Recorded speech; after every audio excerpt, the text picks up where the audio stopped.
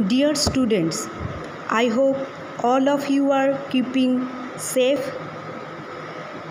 As you know, due to this pandemic situation, we are not able to take your class.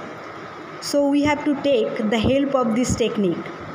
I hope this amalgamation of teacher and technique will be an illuminating one. I am making this video to illustrate the poem on killing a tree. আমি জানি যে ইংরেজির ক্লাসটা ইংরেজিতে করানোই বাঞ্ছনীয়, তবে সমস্ত ছাত্রছাত্রীদের কথা মাথায় রেখে ইংরেজির সাথে সিমাল্টেনিয়াসলি আমি বাংলাতেও কবিতাটাকে বিশ্লেষণ করব তোমাদের সুবিধার্থে। শুরু করছি on killing a tree. Before entering into the poem, I will spend a few minutes on the title. দেখো, কোনো কবি বা লেখক যখন নামকরণ করেন তার একটা বিশেষ গুরুত্ব থাকে। He wants to give us some hints about what the poem is going to be, and he tries to increase our interest so that we can go through the poem. এই কবিতাটির নাম যদি ভালোভাবে লক্ষ্য করো, তোমাদের প্রথমেই যে শব্দটা নজর কাড়বে সেটা হলো কিলিং। যখন গাছ কাটা আমরা বোঝাই তখন ইউজুয়ালি আমরা কাট ডাউন শব্দটা ব্যবহার করি, তাই তো?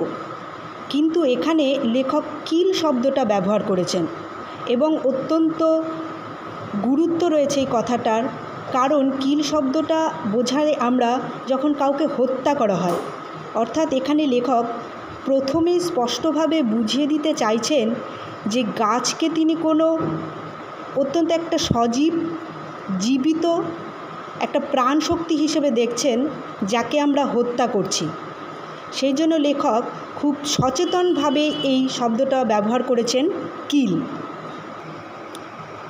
কবিতার প্রথম স্ট্যান্জার প্রথম line, it tax much time to kill a tree, not a simple jab of the knife will do it, full stop.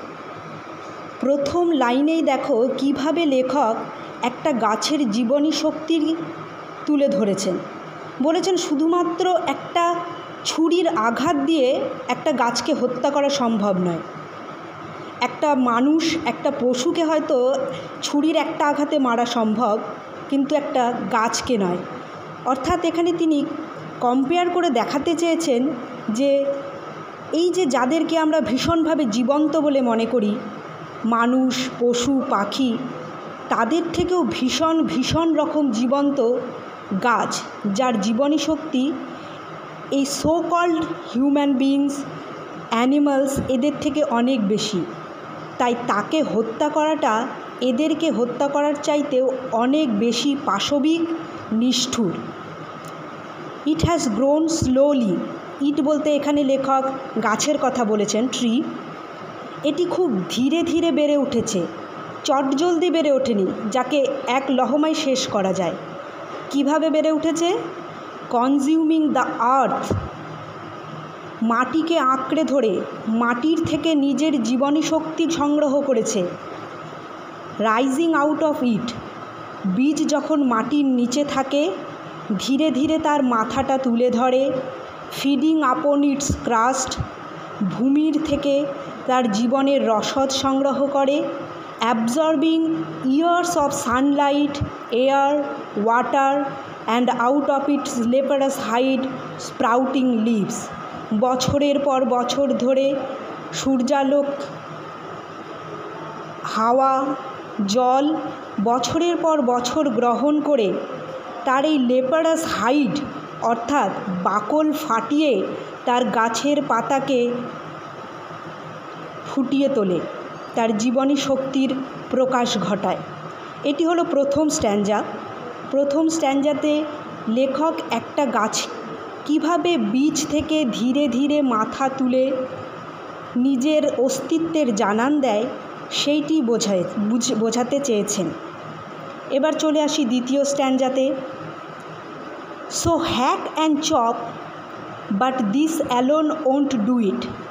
এখানে তিনি উদ্দেশ্য করেছেন সেই সব ব্যক্তিদের যারা গাছের উপর পরপর কুঠারাঘাত করে, কিন্তু এসবে কোনো কাজ হবে না, লেখক তাদের বোঝাতে চেয়েছেন। Not so much pain will do it, তুমি আঘাতের পর আঘাত দিচ্ছ বটে, কিন্তু তাতে কোনো কাজ হবে না। কেন? The bleeding bark will heal. ওই যে বাকল থেকে তুমি রক্ত ঝরাচ্ছ তা আবার সেরে উঠবে। And from the close to the ground will rise curled green twigs. আবার মাটির কাছে ওই সবুজ গাছের ডাল আবার দেখা দেবে। Miniature বাউস which if unchecked will expend again to the former size. এবং ছোট ছোট ডালগুলো যদি কেউ না লক্ষ্য করে, সবার অগোচরে ওরা বেড়ে উঠবে, আবার মহীরুহের আকার ধারণ করবে। দেখো, লেখক এখানে খুব সুন্দরভাবে জীবন এবং মৃত্যু দুটোকে পাশাপাশি রেখেছেন। মানুষের হাজারো চেষ্টাকে বৃথা করে বারবার আঘাতের পর আঘাত সয়েও সে কিন্তু হাল ছেড়ে দিচ্ছে না। পুনরায় বেঁচে থাকার অদম্য ইচ্ছায় আবার সে জেগে উঠছে। তাই লেখক বলছেন একটি গাছকে হত্যা করা অতটাও সহজ নয়। আজ এতটুকুই। পরের সেশনটাতে আমি বাকি কবিতাটা বোঝাবো। তোমাদের যদি কোথাও বুঝতে কোনো অসুবিধে হয় তাহলে কমেন্টে জানাবে।